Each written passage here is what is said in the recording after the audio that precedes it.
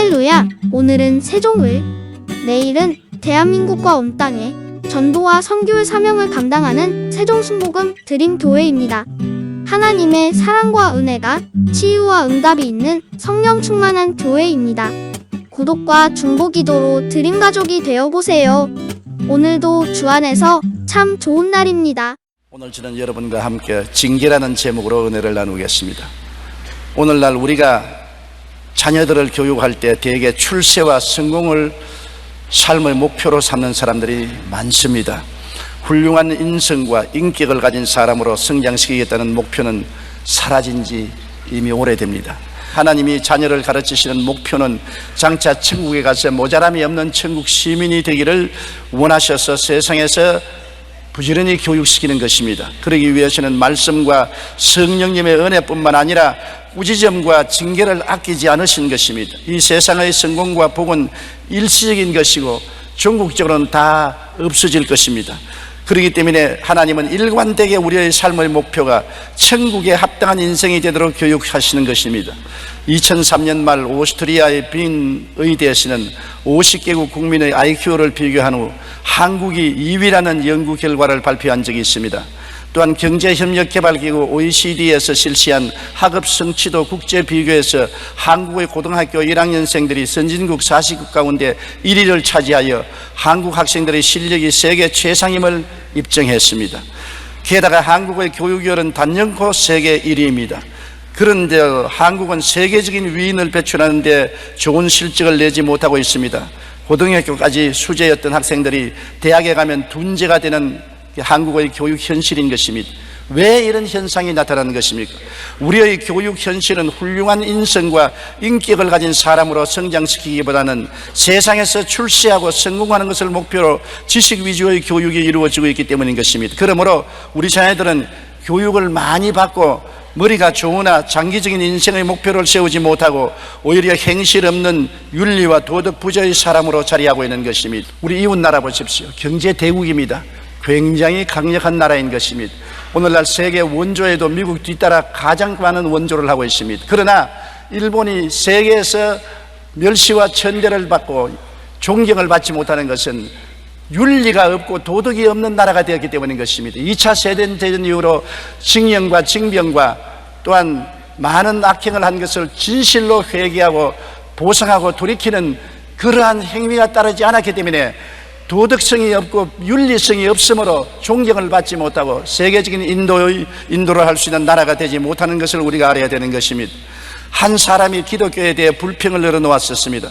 기독교는 사람을 너무 얽매여 못하게 하는 것이 많다. 술도 먹지 말라, 담배도 풀지 마라, 이것도 안 된다, 저것도 안 된다 하면서 불평을 했습니다. 마침 곁에 있던 기독교인이 이 말을 듣고 그 사람에게 물었습니다.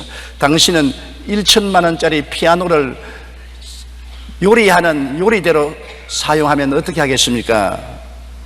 그러면 안 되지요. 그럼 최고급 양보로 신발을 닦는 것은 어떻습니까? 그럴 수 없지요. 그럼 빗은 도자기를 강아지 밥그릇으로 사용하면 어떨까요? 그런 바보 같은 일을 누가 합니까? 왜 그런 것을 질문하지요? 기독교인은 환하게 웃으면서 대답했습니다. 당신의 몸은 온 세상보다 값지고 귀한 보배인 것입니다. 그 귀한 몸에 술을 부어서 술독으로 만들고 담배를 떼어서 꿀독으로 만드는 것이 올바르다고 생각합니까? 그러므로 하나님께서 당신이 귀한 대로 대접하기 위해서 술독을 만들지 마라, 담배 꿀독을 만들지 마라, 수렁창에 들어가지 말라고 말씀하는 것입니다. 맞습니다. 하나님께서 우리를 장차 천국에서 모자람이 없는 천국 시민이 되도록 이 세상에서 교육시킵니다. 그러기 위해 말씀과 성령님의 은혜를 부어주시기도 하지만 징계를 아끼지 아니하는 것입니다. 믿음의 조상 아브라함을 우리가 늘 칭찬하고 위대한 인물로 존경합니다만 아브라함은 신앙이 탁월했을 뿐 아니라 하나님께 징계와 채찍도 엄청나게 맞았습니다.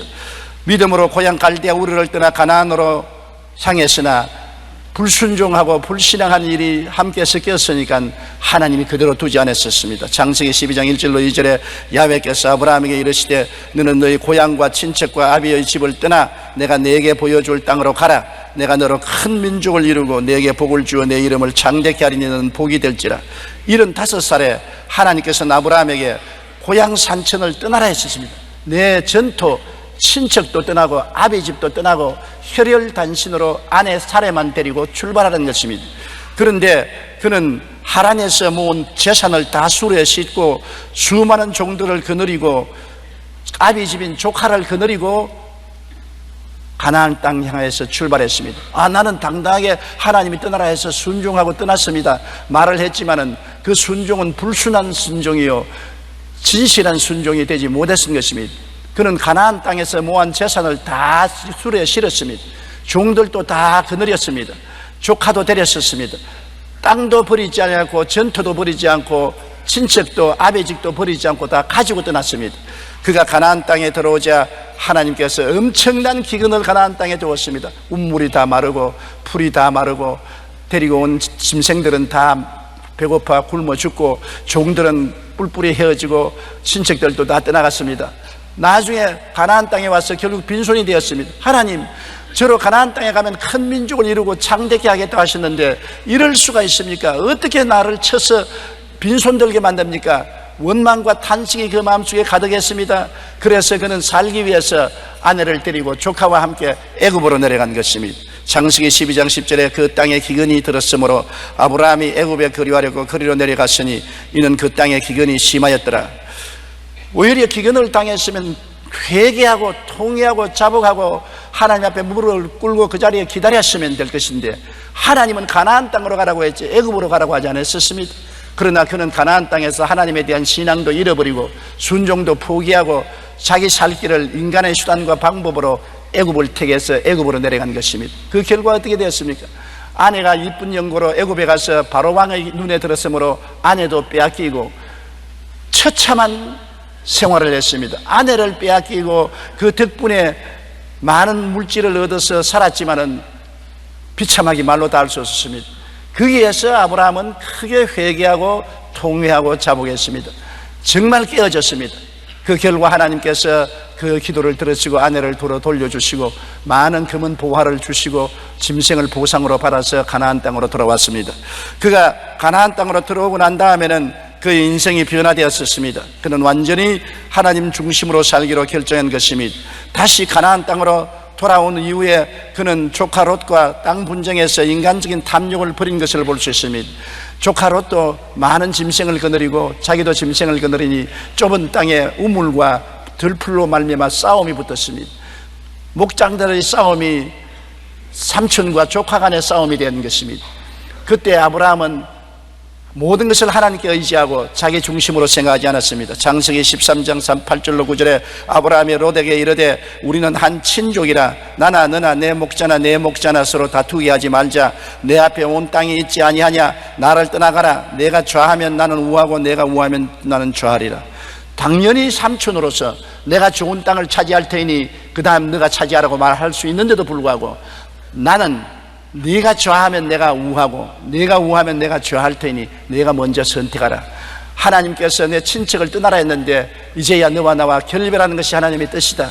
그래서 조카가 요단떨에 물이 넉넉하고 풀이 많은 것을 보고 거리로 택해서 떠나서 비로소 하나님께 온전히 순종했습니다. 내 전토 친척 아비 집을 완전히 떠나서 완전히 순종할 때까지 그는 가나안의 기근과 애굽에서 아내를 잃어버리고 당한 수모의 징계를 받고 난 다음에야 변화받는 것입니다.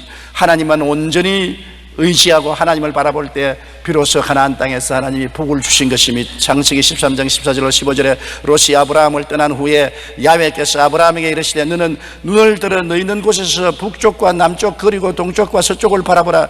보이는 땅을 내와 내 자손에게 주리니 영원히 이르리라. 넘치는 하나님의 은총과 복을 받은 것입니다. 우리가 온전히 하나님께 순종할 때 하나님이 복을 주시지, 완전한 순종을 하지 못하고 세상과 섞여서 있을 때는 주님께서 징계를 내리시고 우리를 변화시키기를 원하시는 것입니다.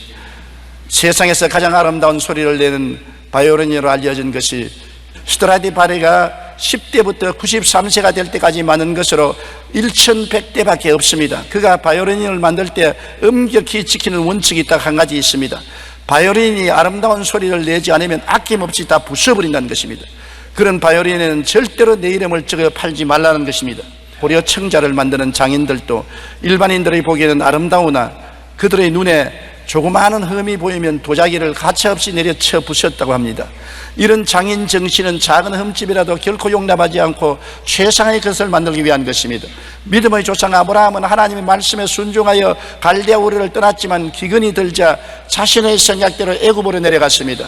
이러한 부실한 순종으로 말미암아 하나님은 그대로 내버려 놓지 않고 그를 쳐서 깨어지게 하고 변화받게 만들어 주신 것입니다. 순종은 성공의 어머니요 안전의 아내입니다. 순종은 모든 문의 열쇠입니다.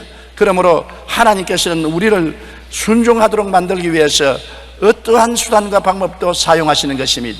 우리가 예수 믿으면 공짜로 은혜를 받고 복만 받는다고 생각하면 큰 오해인 것입니다. 예수 그리스도를 통해서 은혜와 복을 받는 것은 당연한 이치지만 하나님의 형상과 모양을 닮아가는 사람으로 만든다는 것을 알아야 되는 것입니다. 여러분, 조각가가 돌 안에서 자기의 형상을 보고 난 다음 돌을 찧어서 그 형상을 찾아내는 것처럼 하나님은 우리를 시험과 환난을 통할 뿐 아니라 징계를 통해서 찧어서 하나님의 형상이 이루어지도록 만드시는 것입니다. 우리 하나님의 결국 목적은 우리를 천국 시민이 되기에 부족함이 없도록 만드는 것이 하나님의 목적인 것입니다. 우리가 신앙만 좋다고 철야하고 금식하고 주여 주여 하면서도 윤리와 도덕을 저버린 행동을 하고 불의하고 부정하고 부패하면은 신앙이 아닙니다. 그거는 하나님께서 그러한 신앙은 인정하지 않습니다. 하나님은 징계에 회부할 따름인 것입니다. 우리가 정의롭고 정직하고 거룩하고 충성스러운 새 사람으로 변화되는 것이 하나님의 목적이기 때문에 그러한 목적을 두고 하나님은 우리를 징계하는 것입니다. 요한일서 2장 15절로 16절에 이 세상이나 세상에 있는 것들을 사랑하지 말라. 누구든지 세상을 사랑하면 아버지의 사랑이 그 안에 있지 아니하니 이는 세상에 있는 모든 것이 육신의 정욕과 안목의 정욕과 이생의 자랑이니 다 아버지께로 온 것이 아니요 세상으로부터 온 것이라고 말하고 있는 것입니다. 우리가 세상을 버리지 못할 때 옛사람을 그대로 입고 신앙생활을 하려고 할 때 징계할 수밖에 없습니다. 예수 그리스도를 믿고 십자가를 통하여 보혈을 통하여 죄와 용서를 받았는데도 불구하고 옛사람 그대로 술 취하고 방탕하고 허랑하고 음란하고 세속에 취해서 살면은 하나님이 그대로 내버려 놓을 리가 없는 것입니다. 우리를 사랑하시기 때문에 징계하고 채찍하시는 것입니다.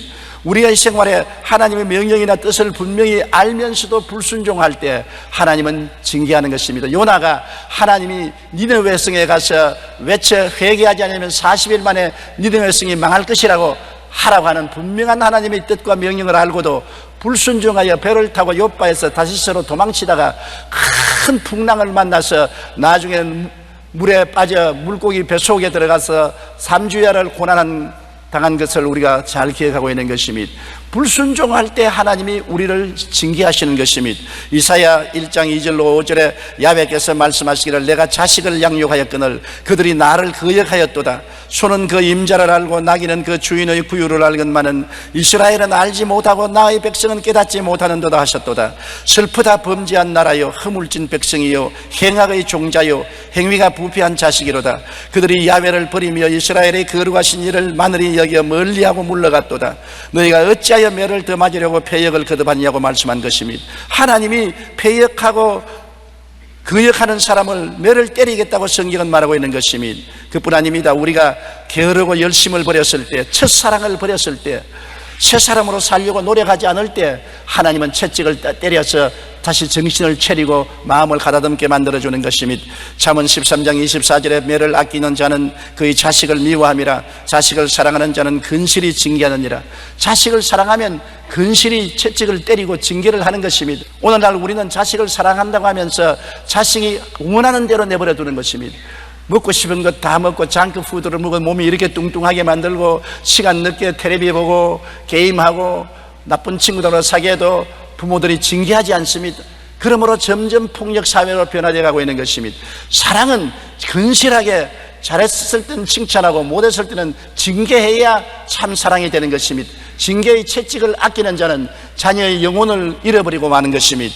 욥기 5장 17절로 18절에 볼지어다 하나님께 징계받는 자에게는 복이 있나니 그런즉 너는 전능자의 징계를 업신여기지 말지니라. 하나님은 아프게 하시다가 싸매시며 상하게 하시다가 그의 손으로 고치신다고 말씀하고 있는 것입니다. 우리 하나님은 우리의 부모가 되시기 때문에 우리를 징계하시는 것입니다. 많은 사람들이 삶의 목표를 혼돈하고 있는 것입니다. 먼저 할 건 먼저 하고 나중 할 건 나중 해야 되는 것입니다. 여러분, 오늘날 많은 가정이 왜 파괴된지 압니까? 가정에 남편이 사업한다고 집안을 정경 비우고 처자들과 대화하는 시간을 잃어버리고 맙니다. 좋은 집을 짓고 돈을 많이 벌었습니다만 가족은 잃어버리고 마는 것입니다.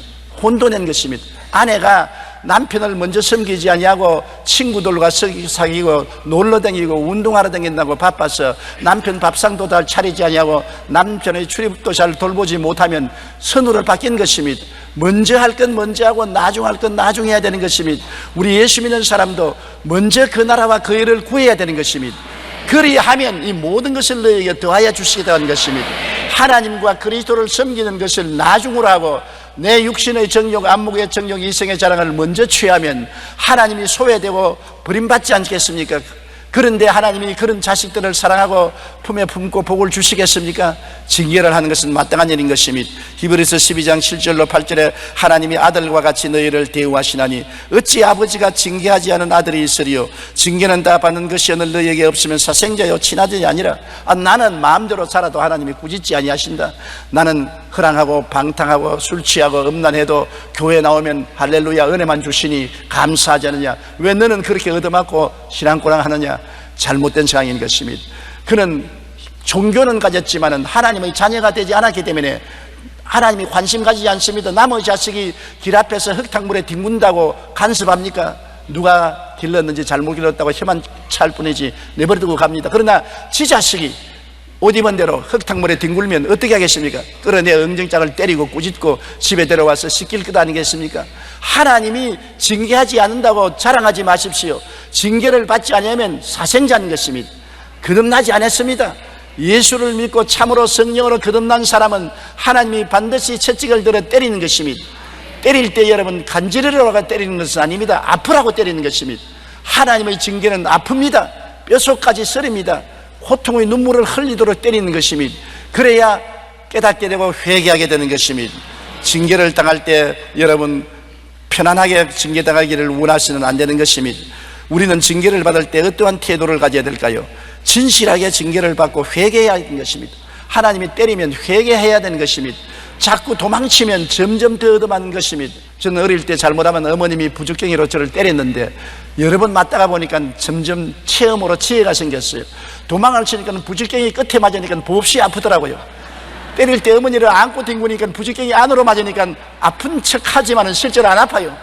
그래서 어머니를 끌어안고 아이고 내 좀 내고 고함을 치면 실제로 안 아프는데도 어머니는 심히 아픈 줄 알고 때리는 것을 그치는 것을 보았습니다. 그러므로 어머니가 때릴 때는 멀리 달아나지 말고 어머니를 끌어안아야 돼요. 하나님이 때릴 때는 하나님을 끌어안아야 돼요. 하나님을 떠나서 자꾸 도망치면 무지무지하게 아프고 고통스러운 징계를 받게 되는 것입니다. 잠언서 3장 11절로 12절에 내 아들아 야훼의 징계를 경히 여기지 말라. 꾸지람을 싫어하지 말라. 대저 야훼께서 그 사랑하시는 자를 징계하시기를 마치 아비가 그 기뻐하는 아들을 징계함같이 하시느니라고 말했었으며 요한계시록 3장 19절에 물은 내가 사랑하는 자를 책망하여 징계하노니 그러므로 내가 열심을 내라 회개하라고 말씀하고 있는 것입니다. 그렇기 때문에 괴로움을 당할 때 낙심하지 마십시오. 부모가 꾸짖으면 낙심해서 집안에 들어앉아 밥도 먹지 않고 문을 채워놓고 울기만 하고 있으면 징계의 목적이 달성하지 않지 않습니까? 징계하면 깨어지고 회개하고 털털 털어보고 일어나서 방실방실하여 긍정적으로 징계를 받아들이고 변화받아야 되는 것입니다. 부정적인 태도로 원망과 불평을 하면 징계가 소용이 없지 않습니까? 징계를 받고 난 다음에는 하나님께 감사 찬송을 해야 되는 것입니다. 히브리서 12장 5절로 6절에 내 아들아 주의 징계하심을 경히 여기지 말며 그에게 꾸지람을 받을 때 낙심하지 말라. 주께서 그 사랑하시는 자를 징계하시고 그 받아들이시는 아들마다 책질하심이라. 징계를 받거들랑 하나님이 사랑해 주시는 것을 알고 감사해야 되는 것입니다. 눈물을 흘리면서도 하나님 나를 변화시키는 것을 감사합니다. 잘못된 길을 걸어가는 나를 바로잡아 주시니 감사합니다. 징계해 주시는 하나님께 영광을 돌리고 오히려 감사해야지 낙심하면 안 되는 것입니다. 더욱 하나님을 공경해야 될 것입니다. 징계받기 전보다 더 하나님을 두려워하고 공경하고 사랑해야 될 것입니다. 하나님이 나를 사랑함으로 징계하시니 감사하다고 생각해야 되는 것입니다. 부모가 자식을 때리고 난 다음에 방에 와서 우는 부모들이 많습니다. 사랑하는 자식을 때리는 것이 부모의 마음에 좋을 리가 없는 것입니다. 채찍을 많이 때려놓고 난 다음에 방에 와서 부모님이 울고 그다음 세수하고 손수건으로 닦고 밖으로 나옵니다. 왜냐하면 자식을 때린 만큼 부모의 마음도 아픈 것입니다. 하나님이 여러분을 때리고 기뻐하신 줄 압니까? 여러분을 때린 만큼 하나님 마음이 고통스럽습니다. 하나님이 괴롭습니다. 징계를 때릴 때 여러분만 괴로운 것이 아니라 하나님 자신이 괴롭다는 것을 여러분 알아야 되는 것입니다. 우리 하나님을 괴롭게 한 죄를 회개하고 더욱 하나님을 경외하고 공경해야 되는 것입니다. 히브리서 12장 9절로 10절에 또 우리 육신의 아버지가 우리를 징계하여도 공경하였거든 하물며 모든 영의 아버지께 더욱 복종하며 살려 하지 않겠느냐. 그들은 잠시 자기의 뜻대로 우리를 징계하였거니와 오직 하나님은 우리의 유익을 위하여 그의 거룩하심에 참여하게 하심이라. 거룩하심에 참여하는 것은 천당에 올라가도록 하기 위해서 그렇게 한다는 것입니다. 이 땅에서 영혼을 잃어버릴까 싶어서 천당에 올라가도록 하기 위해서 징계하시는 것입니다. 하나님이 우리에게 지위나 명예나 권세나 돈이나 부귀나 영화를 주시더라도 굉장히 조심스러워 하시는 것입니다. 왜냐하면 사람이 등 따쓰고 배부르면 게을러지고 신앙을 잃어버리고 세속화되기가 쉽기 때문에 하나님은 항상 축복을 주시면서 채찍을 손에 들고 계신 것입니다. 그래야 사람들이 잘못된 길로 가다가 돌이켜 하나님 중심으로 돌아오게 되고 하나님을 불순종하다가 공경하게 되기 때문인 것입니다. 우리는 징계받았을 때 우리는 잘못된 생활 습관을 고치고 변화받아야 되는 것입니다. 이대로 그 생활 그대로 있으면 안 됩니다. 나는 어떤 사람이 간증하기를 자기가 거의 병들어 죽게 되었다가 하나님의 은총으로 살아났는데 살아나고 난 다음에도 옛날과 여전히 술망탱이가 되어 있다는 것입니다. 그래도 지금은 아직 안 때린다. 내가 말하기를 안 때리면 이제 앞으로는 죽도록 만들 것이다. 과거에 술망탱이가 되어서 가정을 돌보지 아니하고 생활을 절대 없이 살다가 하나님께 맞았는데 부르짖고 기도하여 고침 받았으면 생활에 변화가 와야지요. 또다시 술을 먹고 정신없이 생활하면 하나님이 그 다음에는 영혼을 데려가실 수가 있는 것입니다. 잘못된 생활 습관을 고쳐야 되는 것입니다. 잠언서 20장 30절에 상하게 때리는 것이 악을 없이 하나니 매는 사람 속에 깊이 들어가느니라. 상하게 때리는 것은 악을 없애기 위해서 때리는 것이기 때문에 악을 내가 제거해야 되는 것입니다. 얻어맞고도 악을 제거하지 아니하면 징계는 점점 심해지는 것입니다. 우리는 하나님의 징계를 받고 난 다음에는 정의롭고 진실하고 거룩하고 충성스럽고 탐욕을 버리고 깨어지고 겸손한 사람이 되어야 되는 것입니다. 에베소서 4장 23절로 24절에 오직 너희 심령이 새롭게 되어 하나님을 따라 의와 진리의 거룩함으로 지으심을 얻은 새 사람을 입어라. 징계는 우리를 새 사람이 되게 하도록 만들기 위해서 그렇게 하는 것입니다. 황골 탈퇴하여 완전히 생각도 행동도 달라져야 되는 것입니다. 어떠한 사람은 사업을 잃어버리고 돈을 다 잃어버리고 가족도 다 잃어버리고 빈손 들고 낭패가 되었으나 깨어지지 아니하고 회개하지 아니하고 하나님을 원망하는 사람들을 보았었습니다. 그런 사람은 다시 변화될 기회를 잃어버린 것입니다. 우리는 인생을 살면서 우리의 삶의 목표를 분명히 하고 살아야 되는 것입니다. 예수 믿는 사람 세상을 떠나란 말은 안 했습니다. 세상과 같이 모든 사람들과 더불어 열심히 경쟁하고 일하고 살아나가야 되는 것입니다. 또한 세상에서 예수 믿는 사람은 하나님이 머리가 되고 꼴이 되지 않고 위에 있고 아래 내려가지 않고 남에게 구워줄지라도 꾸지 않기를 원하시는 것입니다. 왜냐하면 예수 믿는 사람이 남에게 얻어먹는 것보다 주어야 전도가 되지 예수 믿는 사람이 남에게 얻어먹으면 전도가 되지 아니할 것입니다. 여러분, 예수 믿는 사람이 지위가 높아져서 낮은 사람을 잘 돌보고 훈계하면 그 훈계를 들을 것인데 거지가 여러분에게서 훈계하면 웃기는 소리 하지 마라 네 팔자나 고치라고 말할 것입니다.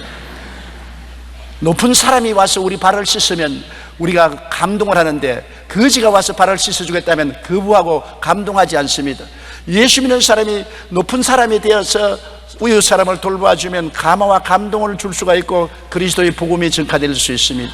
예수 믿는 사람이 잘 살아서 남을 도와주고 남에게 은혜를 끼치면서 복음을 전해야지 남에게 도움을 받고 손을 내밀고 구걸하면서 전도해서는 소용이 없습니다. 거지가 각설이 춤을 추면서 예수 믿으라 하면 믿을 사람이 있겠습니까?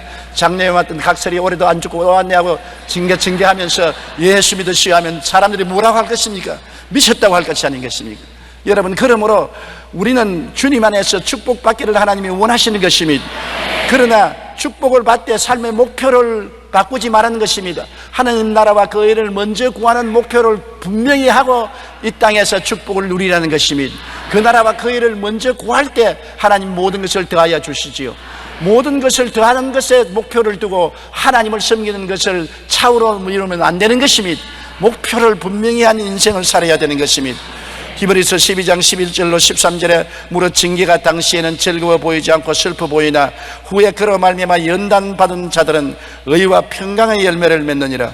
여러분, 징계를 잘 받으면 마음이 편안해지고 의로운 열매를 맺게 되는 것입니다. 그러므로 피곤한 손과 연약한 무릎을 일으켜 세우고 너희 발을 위하여 곧은 길을 만들어 저는 다리로 하여금 어그러지지 않고 고침을 받게 하라. 삶의 목표를 분명하고 변화를 받으라는 것입니다. 미국의 한 철도 회사에서 두 사람이 도랑 파는 일을 하고 있었습니다. 한 사람은 이 일을 시작한 지 얼마 안 되었고 또 한 사람은 수십 년 동안 도랑만 파고 있었습니다. 그런데 시작한 지 얼마 안 되는 사람이 전날 밤에 수십 년 동안 도랑 파는 일만 하던 선배가 리무진을 타고 온 회장과 저녁 식사를 하고 헤어지는 것을 보고 깜짝 놀랐습니다. 그 다음날 아침에 그에게 물었습니다. 어제 회장님이 리무진에서 내린 사람이 선배 맞습니까? 맞네. 내가 이제 회장님과 저녁을 어제 먹었다네. 이 말에 젊은 사람은 이상하게 물었습니다. 아니, 어떻게 회장님과 같이 식사를 할 수 있으셨는지요? 나이 든 선배는 이렇게 말했습니다. 회장과 나는 오랜 친구일세. 우리는 똑같이 오래전에 도랑 파는 일을 같이 시작했다네. 회장은 도랑을 팔면서도 꿈이 분명해서 꿈을 성취하기 위해서 늘 노력하고 연구하고 공부하고 애를 썼으나 나는 돈 버는 일에만 관심을 가지고 도랑 파는 데 열심을 했어. 세월이 지나가자 기회가 오는데 회장은 시험을 쳐서 승진해서 회장이 되고 나는 지금까지 도랑 파는 팔자가 되고 말았네. 여러분, 인생을 어찌 살 건지 꿈과 희망을 갖고 삶의 목표를 분명히 하는 사람이 발전하지, 삶의 희망도 목표도 없이 그냥 뜨돌이 인생을 사는 사람은 결코 성공하지 못합니다. 그 나라와 그 일을 먼저 구하며 하나님 앞에서 주어진 인생의 분명한 목표와 꿈을 가지고 살아야 되는 것입니다. 목표와 꿈이 없는 사람은 이 세상에서 늘 불평 원망만 하는 뜨돌이 인생이 되고 마는 것입니다. 징계는 슬프고 괴로운 체험입니다. 매를 즐거워할 사람은 없습니다. 그러나 징계는 우리를 자라게 하고 변화받게 하는 것입니다. 징계를 잘 받아들이고 나면 더 정의롭고 마음에 깊은 평안을 갖게 되고 하나님과 더 친밀한 사이가 되고 하나님의 거룩함에 참여할 수 있게 되는 놀라운 은총을 입게 되는 것입니다.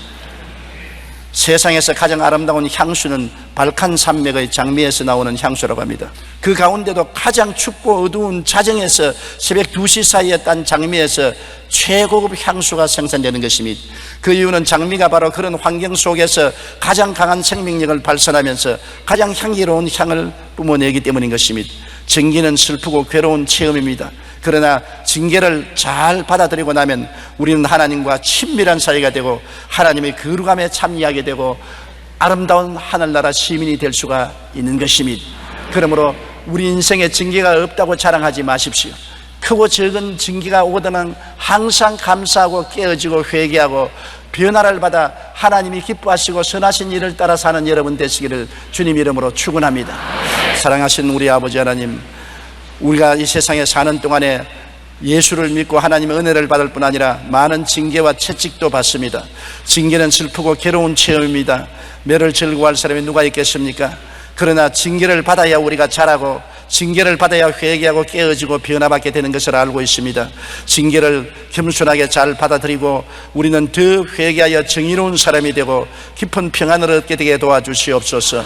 하나님과 우리 사이에 막힌 담이 다 제거되고 하나님이 우리 안에, 우리가 하나님 안에 있어 함께 하나님과 생활하는 우리가 되게 만들어 주시옵시고 이 세상을 떠날 때 당당하게 천국 시민으로 들어갈 수 있는 변화받은 사람이 되게 은총을 베풀어 주옵소서. 예수님 이름으로 기도드리옵나이다. 아멘.